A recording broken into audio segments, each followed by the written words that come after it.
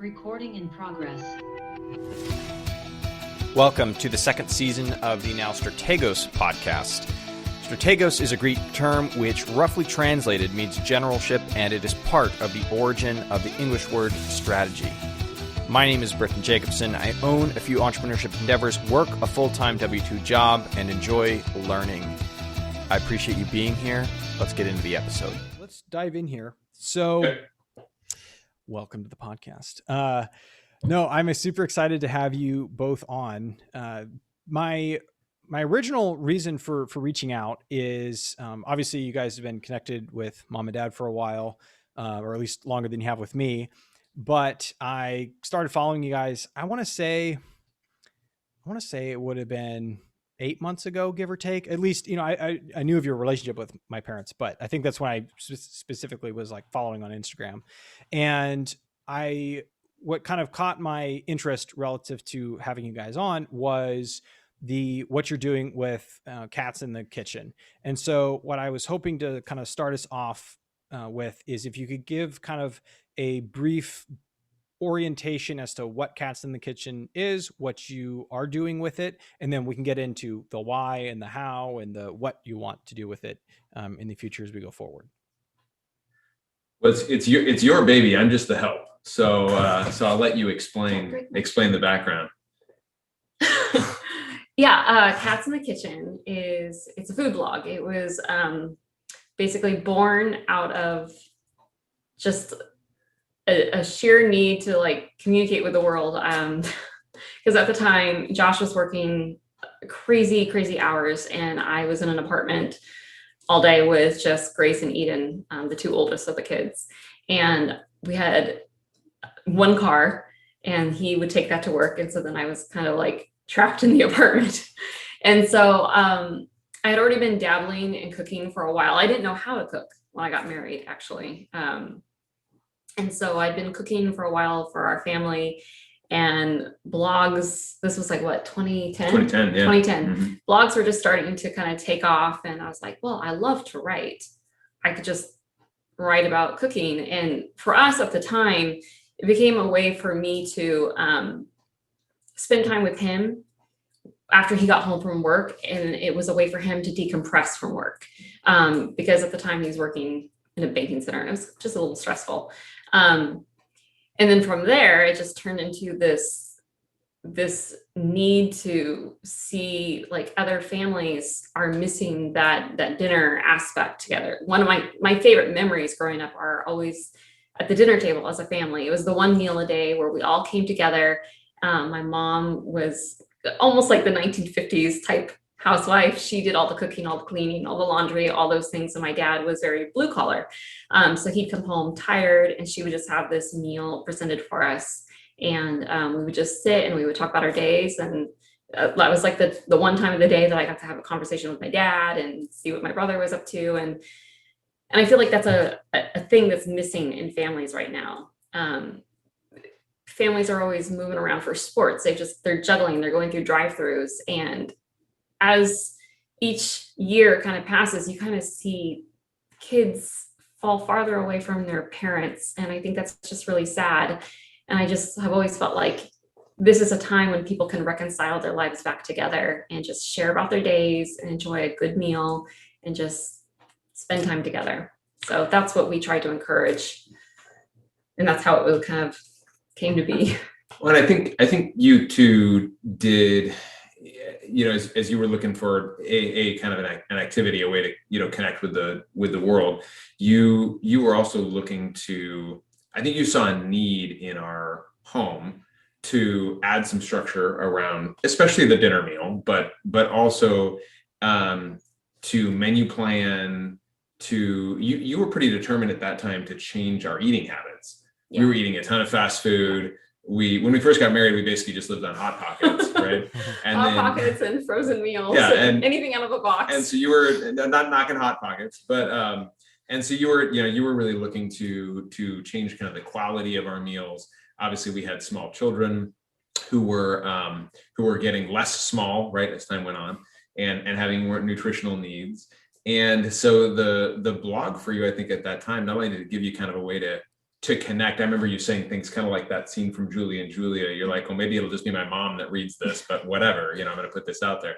And it gave you a structured, almost accountability in a way for how you were going to kind of meal plan and come up with more creative and healthier ideas. I never thought about it, but that's the accountability aspect. I use that posting as a way of holding myself accountable to a lot of things. Like every morning I post my Bible reading, and that's accountability more for me than for anyone else, saying like, okay, I'm making this a priority in my life. And if I don't do it, then I feel like I'm not just letting myself down, but I'm like letting the Lord down. So, but yeah, that's true. Yeah. I think it gave me a sense of confidence in an area where, after being kind of in the house, the apartment, which is 2 kids and not knowing what to do, it kind of gave me a confidence that like this, I can do this. I can take care of my family. I can nurture them this way. Gotcha. Okay. And then I'm curious, Josh, you mentioned, Chels mentioned, but that it was like a way for you to decompress. In what way was it an opportunity to decompress versus it being another thing to do when you got home? Yeah, and no, great question. And now I think it can be that way sometimes, right? Where we'll get to the end of the day and Chelsea will be like, oh, but like last night, by the way, I finished building this pergola, and then by the way, you're photographing the chicken skewers and the coconut rice tonight. I'm like, and so you got to get all you got to get all your lighting kits out, and you got to get all your stuff put together, and and take your photos. But not that that's much work compared to the actual preparing of the meal. But at that time, for me, it was a decompress, because I know this is not true of everyone, but for me, one of the most relaxing things I could do when I got home is cook. And Chelsea and I have never been, she made the reference earlier to her mom kind of being the 50s housewife, if you will, in this particular area. She's not stereotyping her mom as a 50s housewife, no. But and it was more because your dad worked a very physically demanding job, right? And came home and just kind of needed to be fed. But I think that we've always both cooked. And neither of us knew much about cooking when we came into the relationship. I made scrambled eggs and you made lasagna. Well, and you cooked for the first year of our marriage because I was so sick. That's true. Yeah. And pregnancy, morning sickness, the whole 9 months. And so even though Chelsea was doing the meal planning and kind of had this drive to change the way we were eating, we both really enjoyed being in the kitchen. We both really enjoyed cooking. And so like I have this one particular meal in mind, is this a baked ziti.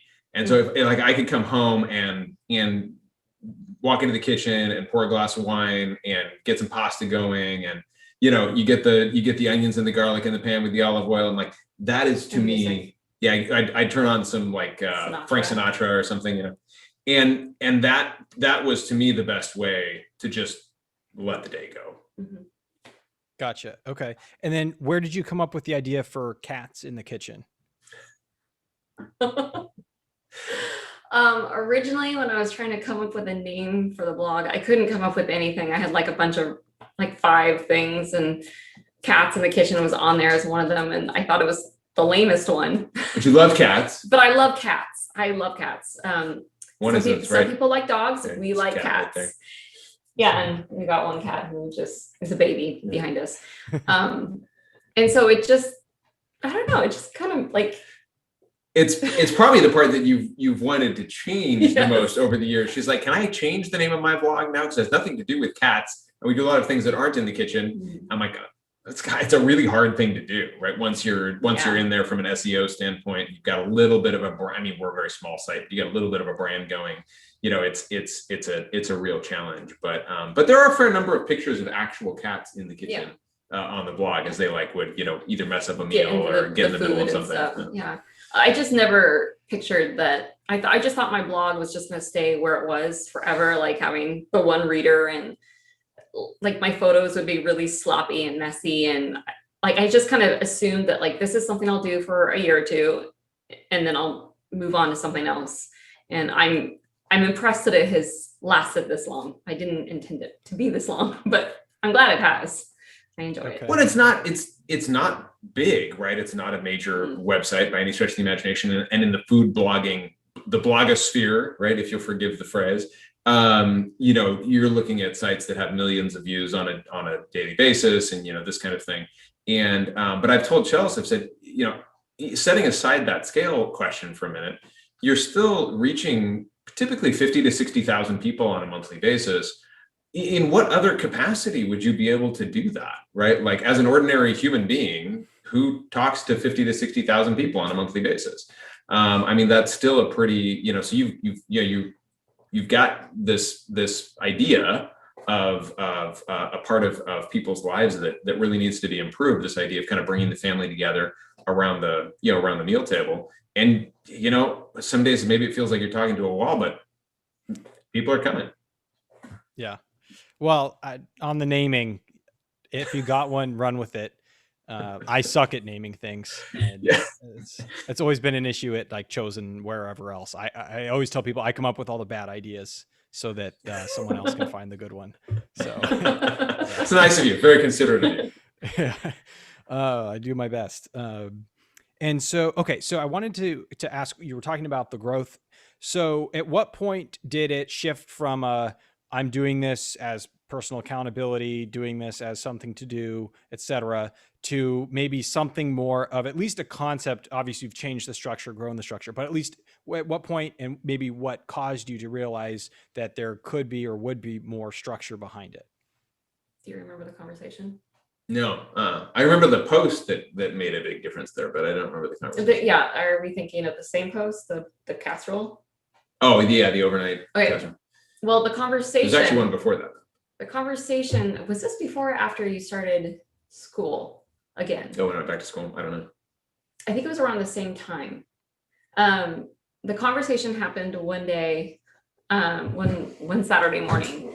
We were talking, and he was like, I think you have an opportunity here to go farther if you want to. And I was like, I don't know how to go farther. I don't know what you're talking about. Like, I've only been to high school. I don't know anything about SEO or like all this stuff that I've been doing before now is just like I don't even know. It's just like, because at that time it was like blog hops where you would just go around to different blogs and comment, and that was like how you got your name known. I didn't know like hashtags or like any of that stuff. I had no idea. He's like, well, I think we can do that, and I think we can do it together if you'll allow me to kind of take a more active role in this, because it was just me taking the photos and writing it with bad grammar before him. And I was like, well, if you have the time, I would love that, because I love doing things with you. This could be something we do together, and our family could join in with us. And then you got the camera. Yeah, and I went behind the scenes. So like, I'll write a post once in a while, but primarily Chels is the active voice.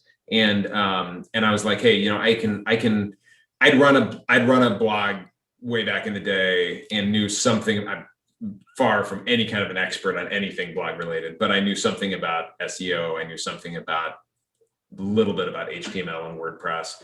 And when it came to photography, I was willing to learn. And then I've always enjoyed writing and grammar and that sort of thing. And so I said, well, I'll kind of be your proofreader. I'll help with the with the coding and what have you, and then I'll figure out the photography, right? Mm-hmm. And so we invested in our first DSLR and started kind of going down that path. This was 2013, and that was after using the iPad. The iPad, that was special. That was we were using this like little tiny camera before, and then he got the genius idea, let's use the iPad. I'm like, no one's doing that. No. So true. But he ran with it. I was like, okay.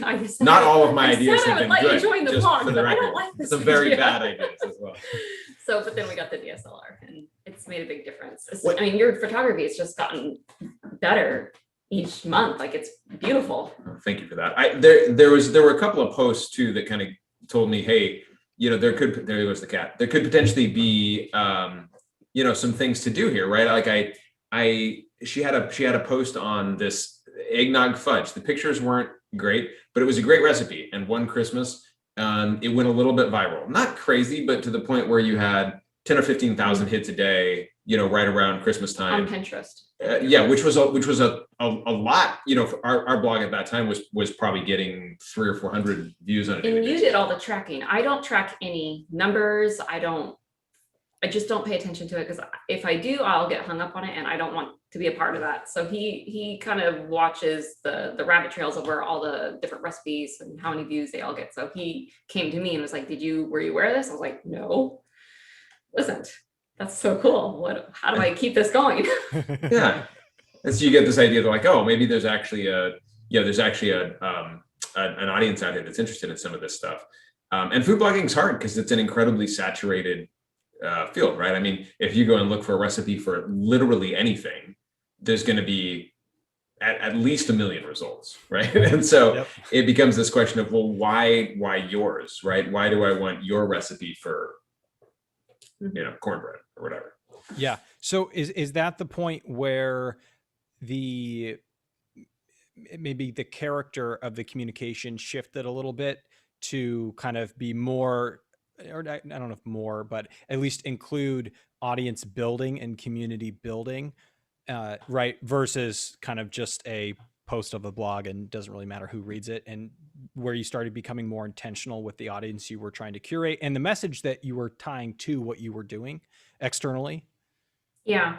At that time, Facebook was the big social media push. And so I had like a string of blogs that I followed, and I would consistently comment on their posts as a way to kind of get my name out there, and for the authors of those blogs to kind of get to know me a little bit, and then to build some sort of repertoire and community, which I will say is really hard to do. Because if you're a nobody, it's hard to get noticed. And so I was able to do that with a few people, and I would share their content on the Catz Facebook page, which is, it is a bit of a disservice to yourself, because you're promoting someone else's work in hopes that they'll notice and then build some community from their following too. And I probably stopped doing that a couple of years ago, just because it wasn't doing anything for me. I was consistently sharing other people's work, and people would go to their stuff and not mine. I'm like, this is not how it's supposed to work. But I met quite a few nice people through that, and I've met actually quite a wonderful amount of friends through the blog, which has garnered into like actual real life friendships, which has been really beautiful out of it. Well, it reminds me of a conversation we've had many, many times over the course of the last few years, right? Because the blog, the algorithm changes and traffic goes down, or you have trouble building followers, or whatever.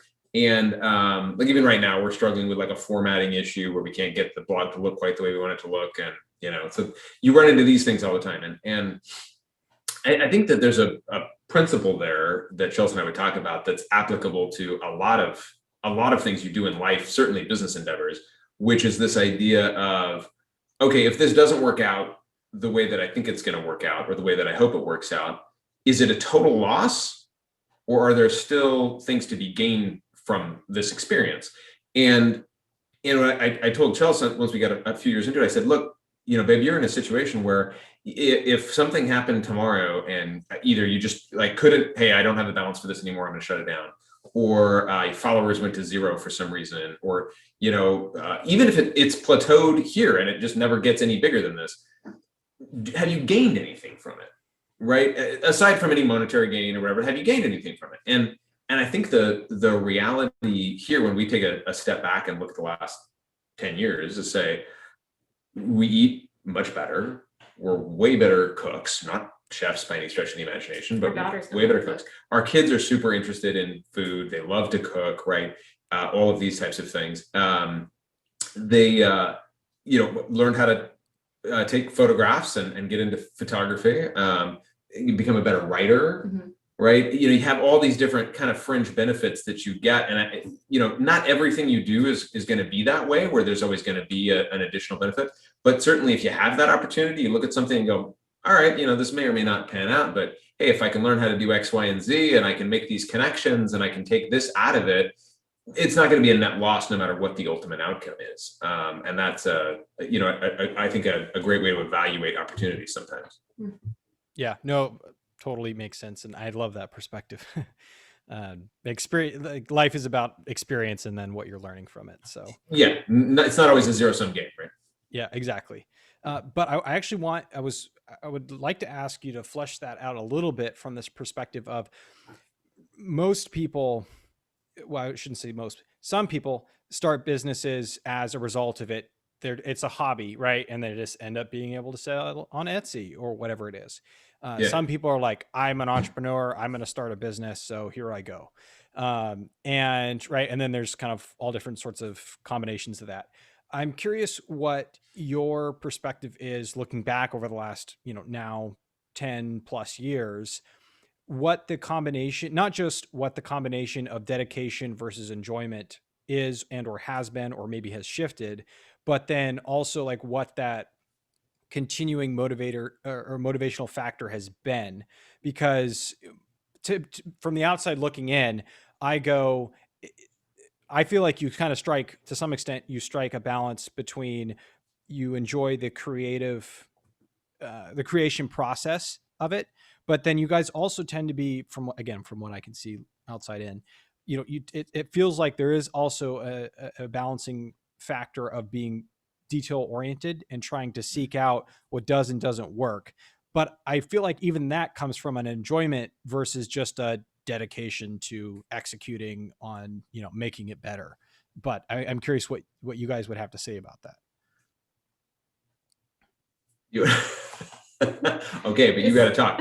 I'll say, I think definitely this is one of those things that absolutely started as a hobby, right? I don't think either Chels or I have ever seen ourselves as particularly entrepreneurial. I would love to be. That's one of those things I've always aspired to be, but never necessarily kind of gotten there. Absolutely was like, hey, this is a hobby. It's kind of interesting. It's kind of fun. It serves multiple purposes. And then you get to this point where you get to this point, and I think this is true of a lot of hobbies, where you're at a fork in the road, right? And you can either begin to take it more seriously and say, all right, I'm going to start to pay attention to the details. I'm going to find out how this is actually done professionally. Is there a path there for me? Or do I just say, I don't really care. It's going to be what it is. And if it gets picked up and it goes viral and something happens, great. If not, so be it. And you choose that path, right? You decide which direction you want to go.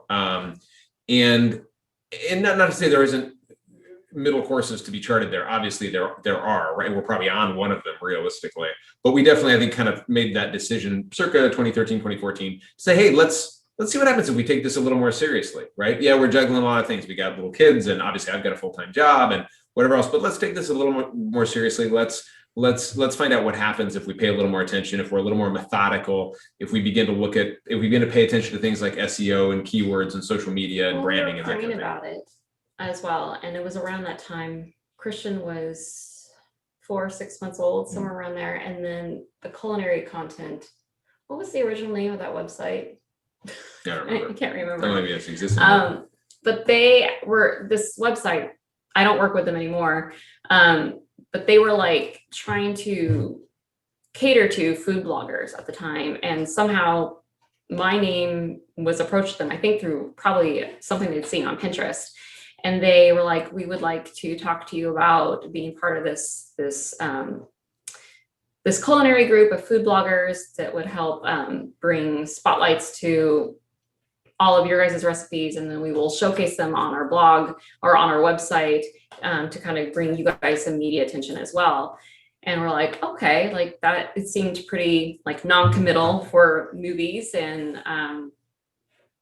that was like our first, like kind of getting our feet wet into something outside of Pinterest, which Pinterest was pretty easy at the time. You just upload things. It's so, and that was, I feel like that platform never really fully got off the ground. They kept changing directors and stuff. And I was like, wow, is this really how it is? Because it seems like it's got to be better than what this is. But then we just kept doing it and working on recipes. And then was it Better Homes and Garden? I don't know where you're the egg casserole or the Christmas casserole dish. No, that was, I can't remember now. I think it's Better Homes and Garden. Was it Better Homes and Garden? It might have been. Or Country Living. Might have been Country Living. Country Living. Yeah, I think that's right. They picked up one of our recipes and shared it In one of their articles. Right around Thanksgiving, I think it was. And I had never seen so many, like, he was showing me the numbers and I was just like, that many people are coming to our blog to read this recipe and to make this dish. And I swear that is still our most popular dish. No, not anymore. It's finally fallen off. No. For quite a few years. Yeah. Really? Yeah, but it's okay. We replaced it with some Well, other then it things. has the most comments. Yeah. It definitely has the most comments. No question. But it was like kind of at that point, I was like, okay, I just kept telling Josh and I just kept praying about it. And I just really felt genuine that if this is where the Lord wanted us, he would continue to open doors and he would tell me to shut them if that's how he felt. And I have come to Josh and I've prayed about it multiple times where I have felt like, okay, I kind of feel like maybe I'm done with this. Like I feel like I'm in a season right now where other things need my attention more. Like, but then something would happen. Some other posts would go viral or get picked up. One got picked up by All Recipes a few years ago. And I was like, okay, Lord, that was a very clear sign. I will keep going. I'll just be steady. I'm just like, I have zero expectations of this thing. I don't know where it will lead. I guess I'm not much of a planner. But you are a planner. I have a list of things I do every day to kind of like help get it out there. But then I feel like it's out of my control because it's just me and him doing it.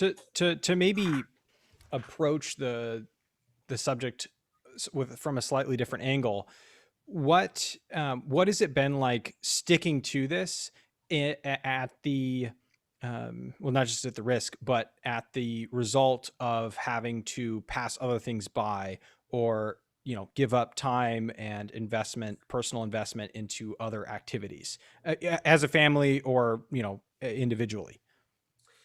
You mind if I lead off on that one? So I think that one thing that's made this a little bit easier, and I think gives us a little bit of an easier path there than other, side gigs or entrepreneurial aims or whatever the case may be, is a lot of it is stuff you're having to do anyway. Right? Like we're going to have dinner every night and, I'm going to, remodel the bathroom or, whatever. So it's like, you're doing these things that you're going to do anyway. And then you're going, okay, and then we'll add some additional complexity to that. We're going to photograph it and we're going to do this and we're going to do that. And we're going to do this other stuff. But it's a little bit easier than some of the other things you would get into because the base activities that you're participating in are things you would have to do. No, it's like we're just not going to eat, right? Like, oh, we're not blogging anymore, so there's no more food. So I think that changes the game a little bit in that respect. But there's a definite element of determination there, right? I mean, I think that you look at what it takes to what it takes to do something like this. So you just walk through the process. You say, all right. So Chelsea's got to go and she's got to decide what she's gonna feature. Not just, hey, we're gonna have this for dinner tonight. It's got to be something that's good for the family that will actually serve the purpose it needs to serve on a practical level. But then it's also got to be something that she knows is going to be interesting to readers, is going to potentially perform well from an SEO perspective. Maybe it's a little bit trendy. Maybe it's vegan or maybe it's whatever. Even though we have no food anything in our house. And whatever the thing is, gluten-free or whatever, it's got to meet all these different characteristics for what we're trying to do. So then she's got to plan that out. She's got to get the ingredients for it. There's obviously all the tax ramifications of you got to keep track of your expenses and document everything and yada yada yada. Then you got to make it, right? And then you've got to stage it, and typically make it multiple times. Yeah, sometimes you got to really want to make sure, right? It can't just be a one and done kind of a thing. You have to test it a couple of times just to make sure that like it wasn't just a fluke. Yeah, well, you've made recipes a second time and gone, well, this is not reproducible. We can't blog this, right? Came out great the first time. It's terrible this time. Well, move on, right? Not going to do that. And so you've got to test it, make it, etc. Then you've got to stage it. Then you've got to photograph it. Then you've got to edit that, right? The photographs. You've got to watermark them. You've got to produce them in different sizes, yada, yada, yada. Then Chelsea's got to write the post. She's got to do the recipe. Then you got to do all the SEO stuff and all the content in the background. Then it's finally published. Then you got to share it, right? And the sharing it and the publicizing it and all of the emails and the Instagram posts and it's a whole process. So it's not that there is a ton of additional work that goes into that beyond just, hey, we made food and we ate it. But I think that you get a little bit of a leg up because it's like you're engaged in this activity that you're already going to be engaged in. And I think sometimes for us though, we don't realize how odd it is once in a while. Like one of the kids will have friends over, right, for dinner, and dinner's ready, and the kids are like, "Hey, we're gonna eat." Like, no, photograph it first. And their friends are like, "I'm sorry, what?" Right? The lighting kits come out and the staging in the backgrounds and everything. They're like, This is not when families over and stuff. But our kids think that's totally normal, right? They're 100%. You're like, oh, dinner's done. Yeah, in 20 minutes we'll eat. And they're used to having the one person gets the really beautiful plated food, and the rest the staged food. Somebody gets the staged everyone else gets like the normal plates. Right. But I think about Chels and she's obviously had her moments when she's come and said, hey, should I keep doing this? Like, does this make sense? I know there's people reading it, but maybe it's never going to grow. Maybe it's never going to be a thing. I'm like, it doesn't matter if you're the next pioneer woman, right? That's an impossible standard to measure yourself by. If that happens, cool. But otherwise, I think realistically, there's a lot of varying degrees of success here. A lot of good things have come out of this project for you, in addition to just that really positive message that you're putting out into the world. And I was just I'll shut up here in a second, but I'm going to tag one thing onto what you said a minute ago. You said, I was getting down, and then Country Living would pick something up, or Today Food pick something up, or BuzzFeed would pick something up, or whatever, right? You get those little shots in the arm. But realistically, in my eyes, the things that have typically motivated you more are the comments. You'll get a comment from an individual reader, right? So somebody will reach out to you, they'll send you an email, they'll send you a post on Instagram, or whatever it's called, DM, whatever it's called on Instagram. They'll send you something and they'll say, hey, I made this meal tonight for my family and everybody loved it. They went back for seconds. We had a great conversation, yada, yada. And that's the thing that she'll just go, hey, that was worth it. If I put in however many hours to get that post out there and only that person read it and made the meal and whatever, then awesome, right? I don't need anything else. That's what she's always gotten more excited about. I get more excited about the, hey, did you see you got posted on whatever, so she's like, yeah, okay, whatever. That'll be gone tomorrow. So at this point, what, I guess, or maybe how are you defining success for yourselves with where, kind of the business / audience / time of your lives are at? And do you expect that to change substantively, quickly, or do you expect that to evolve over time as it has over the, the past 10 years?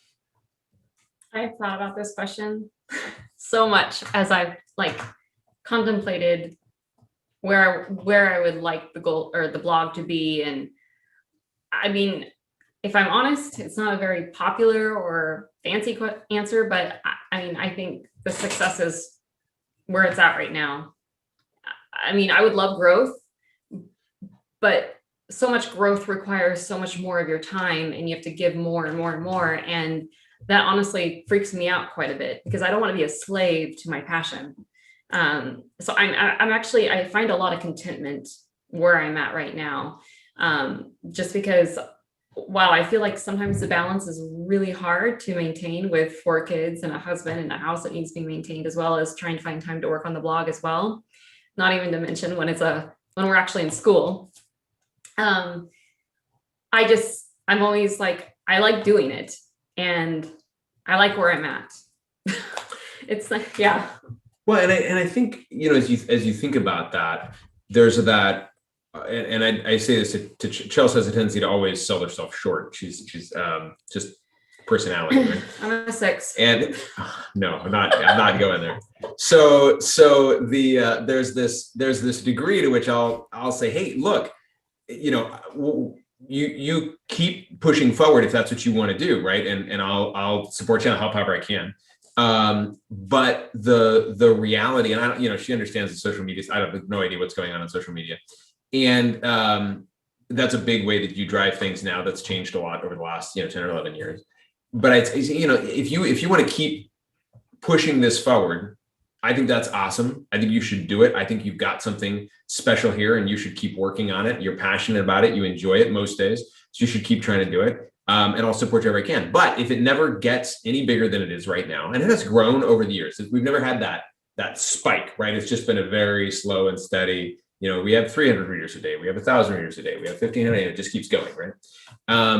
If that's all it ever does, or if it plateaus and it hangs out where it is, and you're one of these people who's got a following but isn't going to make the big time, you think about what you're doing. I mean, first of all, financially, we're never going to get wealthy off this thing, I don't think, but you make 3-4 times more than you did working part-time doing this.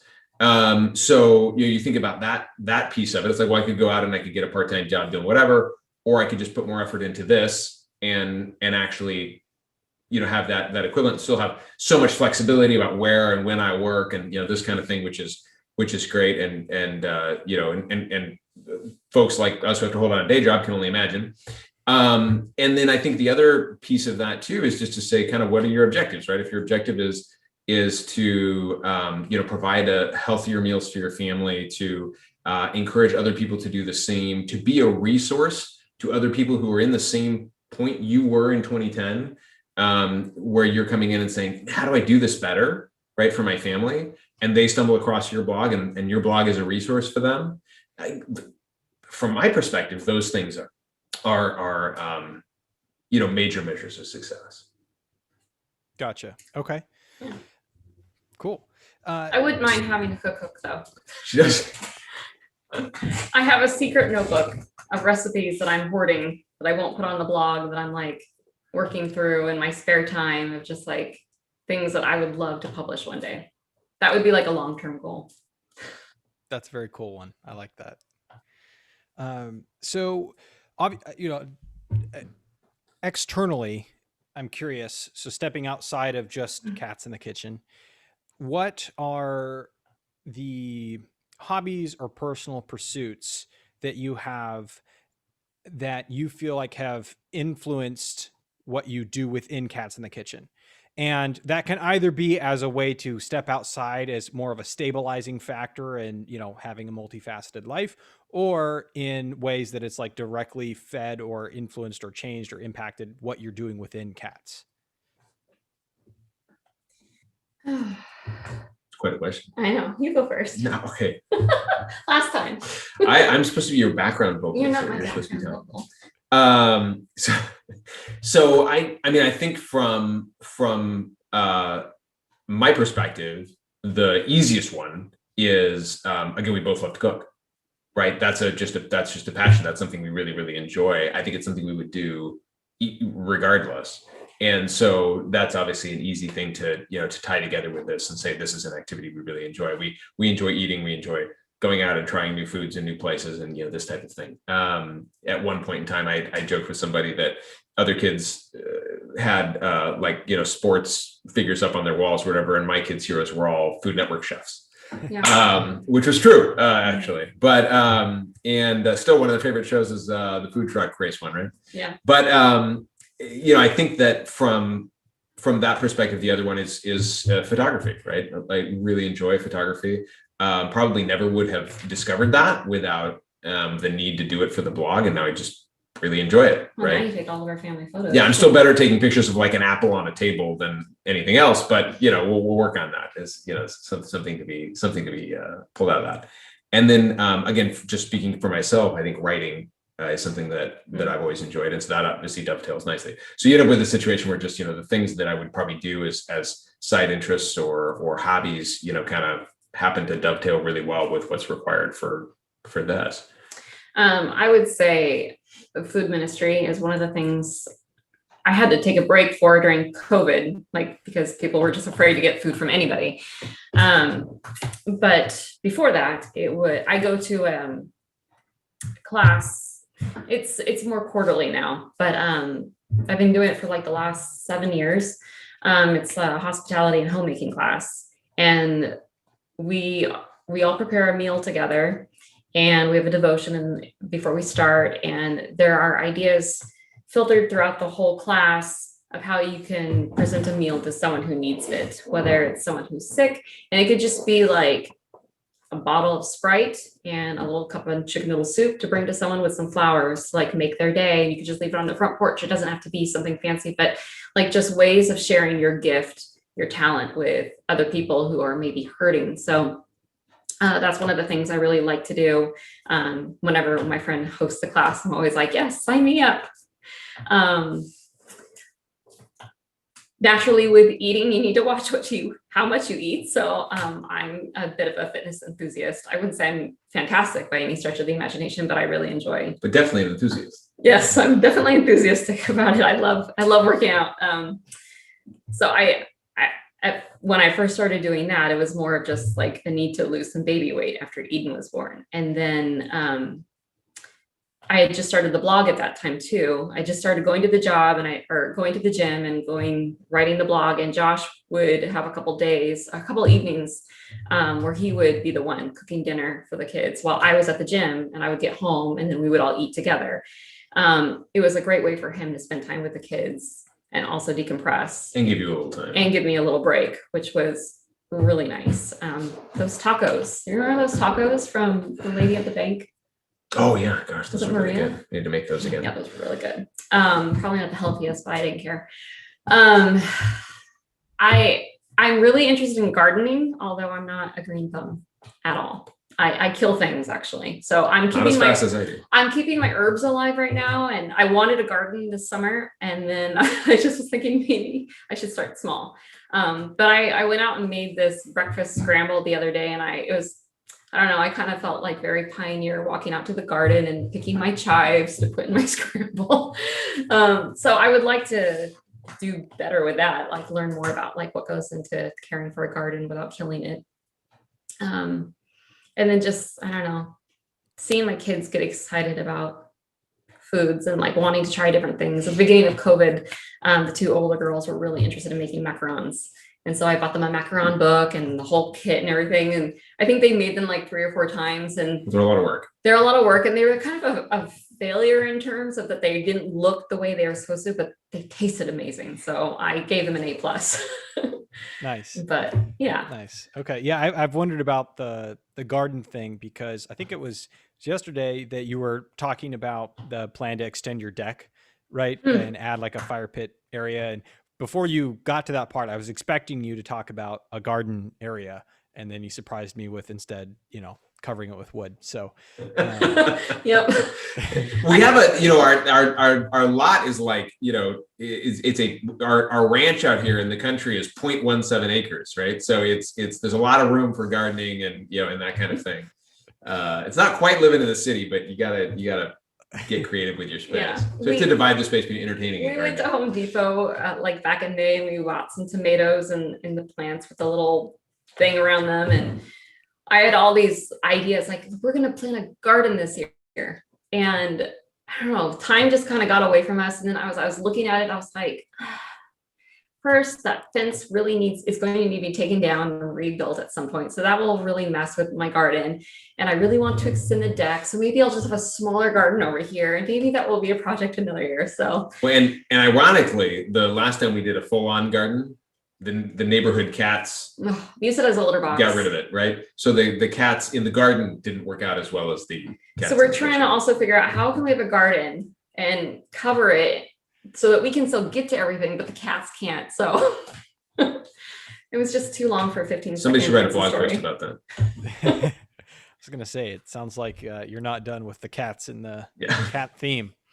Okay. So speaking of sharing kind of things outside of the outside the kitchen, what has it been like to expand sharing those elements of your personal life, whether it's, spending time with your kids or your devotions or, working on something, building something, exercising? Those are all things and elements that you've started sharing, more frequently. What has that been like on your end? And then what has been kind of the result and the reaction, I guess, from the people you're sharing with? I think people have really enjoyed it because I'm not trying to knock anybody. I would never want to knock another person doing what their business is. For a lot of food bloggers, that is their business. Maybe I should look at it like a business, but I don't. But I think one of the things missing from accounts like that is more of a voice. It's just all these really beautiful curated food pictures. And I love that. I love scrolling. I get so hungry and I want to like save all of them and I want to make them all, but I don't know much about the person behind them. And I didn't like, there's more, like, I love cooking, but it's not everything about me. Like there's much more to me and I want to share that with other people. I don't know. I feel like in order for me to be genuine to myself, they also need to see that my kid has really bad hair when she wakes up in the morning. And I mean, I don't film the parts where she's screaming her head off because no one would watch, or maybe they would laugh. I don't know. We kind of laugh sometimes, but I'm always drawn to the accounts that feature more family aspects of it. And I feel as a believer, I also want to encourage other people and show them like family life can look like this too. I may not show you all the bad moments because my kids may look back on this one day and I want to have their trust. And like, I don't want them to feel like, mom's just showing them everything. I think you're honest about that though. Yeah. But people have really like messaged me and said like, they really appreciated me sharing that, or the comment on something simple like, I shared a picture of Josh getting the Band of Brothers book yesterday, or was it yesterday? Yeah, yesterday was Monday. And for Father's Day, because we had just been watching, we just finished watching all 10 episodes of Band of Brothers, and now we're watching The Pacific. And so I got Josh that book, and someone wrote me and they're like, oh, I love that book. It's so good. I'm so glad you got that for him. And people have been messaging me from the Philippines who've also like heard about the history, who are older now, and they're just like telling me stuff. And so I was like sharing some of the information I just discovered about my own family, which I should make a correction. I thought one of my grandfathers fought in the Korean War. I was so wrong. He actually fought. He was the 1st Division Marine on Guadalcanal. And so that just like brought it all home. And so I kind of feel like I should make a correction about that. But I really love the community aspect about it and getting to know other people and sharing stories and what's going on with our families. I've met some really, really nice people. And I don't know, I kind of feel like when you bring some realism into it, it kind of takes some of the trolling out of it a little bit. Because I think it makes it more, like you can't necessarily critique someone all the time who's also being real to you, I think. I mean, I think you can, but I haven't experienced that as much as maybe some other people have. I think that you've sought to strike a balance, and I'm speaking as someone who has virtually no presence on social media whatsoever. I think you've sought to strike a balance between being genuine, meaning like, hey, everything isn't perfect. I tried this, it didn't work out. I'm having an off day today. I didn't get done the things I wanted to get done. Oh, look, my living room doesn't look the way it's pictured in this DIY post all the time, right? And not airing your dirty laundry on social media, which I think are two very different things, right? For sure. It's not, I'm here and I'm going to complain about again. It's more about, hey, there are struggles that sometimes it's important to be genuine about because other people are struggling with those things too. And especially if you've encountered a struggle and been able to overcome it and to be able to share that, it's that concept of being down in the hole with somebody and being able to show them a way out, right? There's that old story. And I think that, that those things can be helpful. Those things can be beneficial. And I think you do a really good job of that. I think that it's a difficult balance, but you do it really well. You do run into some funny things like our oldest daughter's friends she'll reach out to them and talk to them about something. Hey, guess what? I did this thing. Like, yeah, we know, we saw it on Instagram already. They all follow Chels. And so that's always a little bit hilarious, but I think, thinking about the way you kind of expanded it from just being, food focused, kind of to Chelsea's point, just a bunch of pretty food pictures versus actually having a little bit more of a character, a reality there is, one, I think that goes back to that thing we talked about however many minutes ago that was, where you say, all right, hey, I'm looking for lasagna recipes and there's 400 quadrillion recipes for lasagna online. How do I know which one I'm going to make? Well, if you follow Chels, maybe you go and you say, well, I'm going to go see if Chels has a lasagna recipe because I know her and I know kind of how she thinks about things and whatever else, right? And then you go that. And so that's what gives you the reason, as opposed to just, well, look, I could go find 45 lasagna recipes by world famous chefs that are probably absolutely fantastic. But I understand, kind of the perspective that Chelsea's coming from when she's, looking at something like this. And if she's done a recipe and she recommends it, then maybe that's something I want to use for my family. I only have 4 lasagna recipes on the blog, by the way. 4 lasagna. I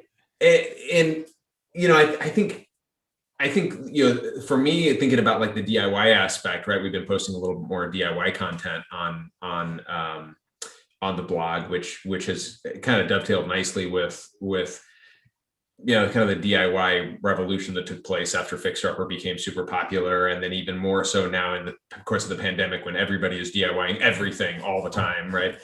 So that was convenient and drove some traffic to the blog. We've been very straightforward about, hey, I'm an amateur. I don't have any idea what I'm doing. This is me figuring it out.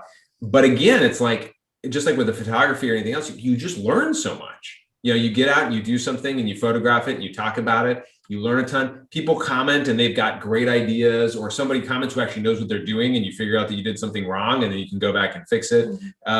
These types of things, and you just you benefit in all aspects, right? The blog benefits; it gets a little more traffic. Some of these people then cross over and read recipe posts and get into what Chelsea's doing, or follow her on Instagram or whatever. And you just you learn and you figure stuff out, and especially, of course, with DIY stuff, you end up with something that you can actually use at the end of the day, which is, or not if it doesn't go well, but Yeah, no, that totally makes sense. That's awesome. I love that. I've definitely appreciated the variety, so to speak, and the personal insights. I always, whenever I see that it's not just a recipe picture, I always save it so that I can go and listen later. But the other piece of that for me is that the way I appreciate your approach is that it's also not inundative, in that some people, in sharing their personal lives, share 10,000, stories. And to me, it's overwhelming. It's like I trim my, Instagram followage constantly. Because it's like, I only have so much time, and I don't know how you're friends with 1,000 people, but congrats. It just means you're scrolling and liking. Congrats. Like a lemming. And to me, it's like, that's not quality. You're not adding to anybody's life. And so I appreciate both the variety and substance, but then also the curation of the breadth. And so when we notice that you're not following us anymore, we'll know that we've gone awry in that particular area. Reach out to you and be like, where did I go wrong? Yeah, I'll be your personal Instagram advisor. There you go. As a single young male who makes a shake for breakfast, eggs and ground beef for lunch, and I like possibly might do the same thing for dinner. So here's the thing though. Here's the thing, and I've told our kids this. Everybody's got to eat. I don't care what your scenario is, right? Yes, it will change when you have kids and when you get married and whatever, like all these things, your eating habits will change, no question. But everybody's got to eat. And sometimes, one day you're gonna get into the kitchen and you're gonna just look at the eggs and ground beef and be like, I can't eat this tonight. I gotta come up with something more interesting. And then you're gonna need that resource, right? So I think that ability to be able to, kind of goes down that same path of what we were talking about earlier, of like, what are things you can pursue that have fringe benefits to them? Our daughters at various points in time have talked about going to culinary school, right? And something like that. And I've always said, hey, I think that's great. If you don't become a chef, whatever, go for it. If you go to culinary school and you're super passionate about this and you love it, go become a chef. Good for you. But if you don't, you'll know how to cook really well. And guess what? You're going to eat every day for the rest of your life. So that will work out great. And I think that you gotta sometimes evaluate things that way. Just go. Well, the eggs and meat mix. Just gotta really give the poor guy a rough time for that. One thing Josh and I have always said that the kids should always keep in their fridge is eggs. Oh, 100%. Because if you you've can got throw eggs, anything you in can them. you can have any meal you want, basically. Those are the Saturday mornings when we wake up and we're like, let's make something for breakfast. And we open the fridge, we don't have any eggs. We're like, we can't make anything for breakfast. Like, oh man, yeah, gotta exactly. have eggs. Exactly. They go with everything. I've even had leftover Chinese and I fried up some eggs, mixed it in there. Done and done.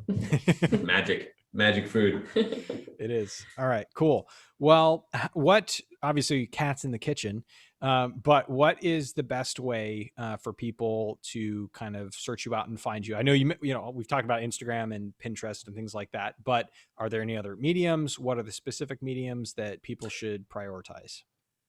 I think I respond way better on Instagram than I do Facebook. I spend more of my time on Instagram. And so you can find me there.